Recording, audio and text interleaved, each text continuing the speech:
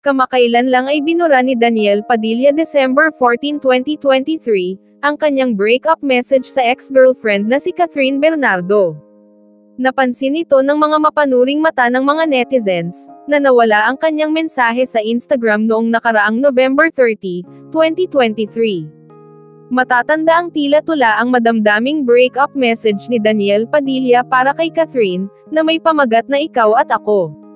Ang title na lamang ang natira sa mahaba niyang mensahe. Ang buong mensahe ni Daniel Padilla noong sabay nilang inamin sa publiko ni Catherine, ang kanilang hiwalayan ay ganito. Sa mundo buhay, at sa limitadong oras na tayo ay nandito. Isang malaking biyaya, ang pagmamahal, ang mahalin ka, at mahalin mo.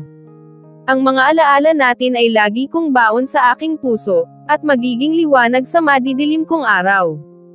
Thank you for dancing with me during my highs, and thank you for singing with me during my lows.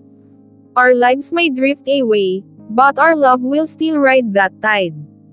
Kath Niels, maraming salamat sa pagmamahal ninyo, maraming salamat sa napakagandang pinagsamahan natin, hinding-hindi namin kayo may pagpapalit at may kukumpara, kahit ano pang gawin nila, hinding-hindi nila pwedeng sirain yun, this is beyond show business.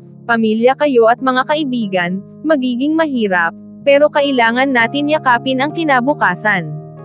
Samantala, nanatili namang nasa Instagram pa ni Catherine ang kanyang breakup message.